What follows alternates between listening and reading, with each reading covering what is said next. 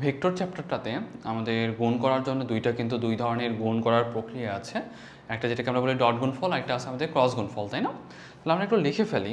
দেখো আমাদের একটা আছে ডট গুণফল, ডট প্রোডাক্ট, আর একটা কি ক্রস প্রোডাক্ট। এখন এই যে dot product, dot product actually কি? সাপোজ মনে করো তুমি দুইটা ভেক্টরকে গুণ করছো, আলটিমেটলি তুমি স্কেলার রাশি পাইছো, সেটা হলো তোমার ডট গুণফল। তার মানে আমরা এখান থেকে কী পাবো বলো তো? এখান থেকে আমরা পাবো স্কেলার রাশি পাবো। কী পাবো? স্কেলার রাশি পাবো। আর যদি বলি যে আমরা ক্রস গুণফল করছি, দুইটা ভেক্টর এ আর বি, এই দুটোকে আমরা ক্রস গুণফল করছি, তাহলে কী উৎপন্ন হবে আমাদের? তাহলে বলবো তোমার হলো এখানে ভেক্টর উৎপন্ন হবে। কী উৎপন্ন হবে? ভেক্টর উৎপন্ন হবে।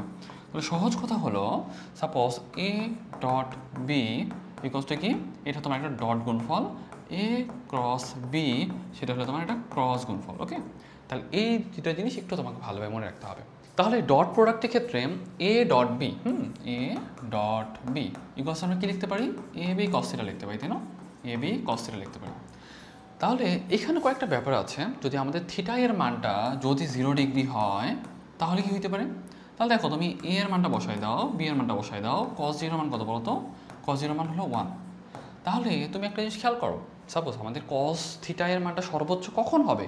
যখন থিটার মানটা 0 ডিগ্রি হবে।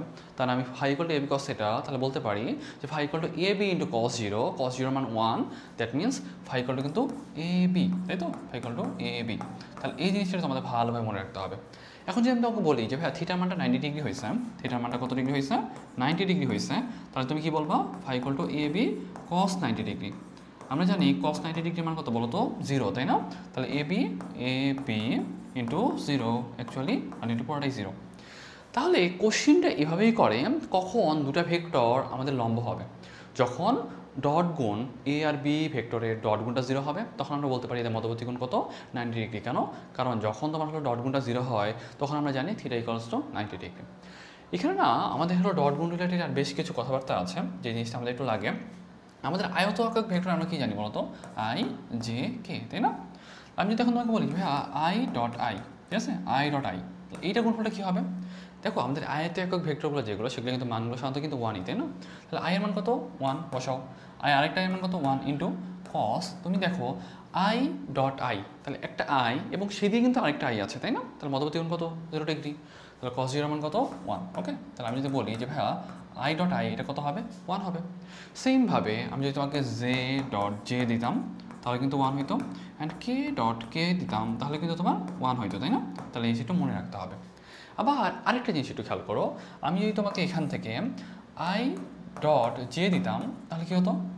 দেখো আই এর মান কত? 1, জে এর মান কত? জে এর মান 1, এবং কস এখানে আই আর জে আমরা জানি আইটা হলো এক্স অক্ষ বরাবর, যে যেটা সেটা কিন্তু ওয়াই অক্ষ বরাবর। তাহলে মধ্যবর্তী কোণ কত? 90 ডিগ্রি। তাহলে আমি যদি জিজ্ঞাসা করি 1 ইন্টু cos 90 মানটা কত? 0।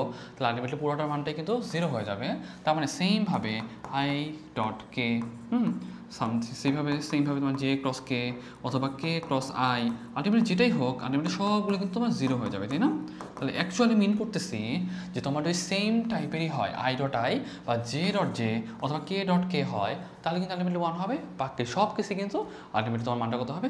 0 হবে। ওকে, তাহলে এই জিনিসটা কিন্তু আমাদের একটু জানতে হবে। আরেকটা জিনিস একটু দেখো, এ ডট বি, এই যে এইটার ক্ষেত্রে তুমি যে মানটা পাবা, সেইমভাবে তুমি যদি হলো বি ডট এ যদি তুমি করো, সেম মানটাই পাবা।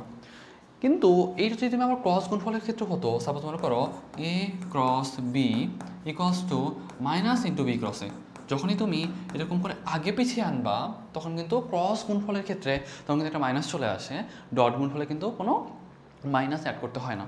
সেই জন্য ডট গুণফল যেটা, সেটা কিন্তু আমাদের বিনিময় সূত্রটা মেনে চলে। কী সূত্র মেনে চলে? বিনিময় সূত্র মেনে চলে। মেনে চলে। আমি যদি জিজ্ঞাসা করি ক্রস গুণফল কি বিনিময় সূত্র মেনে চলে? বিনিময় সূত্র মেনে চলে না। ওকে, তাহলে এই জিনিসটা তোমাকে ভালোভাবে খেয়াল করতে হবে।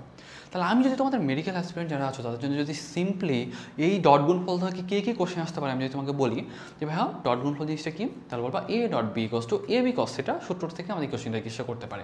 অ্যান্ড তারপর বলতে পারে যে কখন আমি বুঝবো যে দুইটা ভেক্টর লম্ব, তাহলে বলবো যখন ডট গুণটা 0 হবে তখন বলবো লম্ব। অ্যান্ড আই ডট আই কত?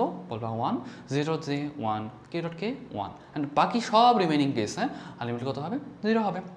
অ্যান্ড আরেকটা জিনিস দেখো, আমি যদি বলি যে তোমার ডট গুণফল যেটা, সেটা কি তোমার হলো বিনিময় সূত্র মেনে চলে? বলো বিনিময় সূত্র মেনে চলে। ক্রস গুণফল কি বিনিময় সূত্র মেনে চলে? ক্রস গুণফল কিন্তু বিনিময় সূত্রটা মেনে চলে না। তাহলে এই কটা জিনিস তোমরা একটু মনে রাখতে পারো, তাহলে কিন্তু তোমার ডট গুণফল থেকে আর কোনো কোয়েশ্চেন কিন্তু আসতেছে না থিওরি টাইপের মধ্যে। তবে কিন্তু আমাদের ম্যাথ টাইপের বেশ কিছু কোয়েশ্চেন থাকে, যেগুলো আমরা পরবর্তী কোনো একটা ক্লাসে আবার আলোচনা করবো। ওকে, থ্যাংক ইউ এভরিওয়ান, আসসালামু আলাইকুম।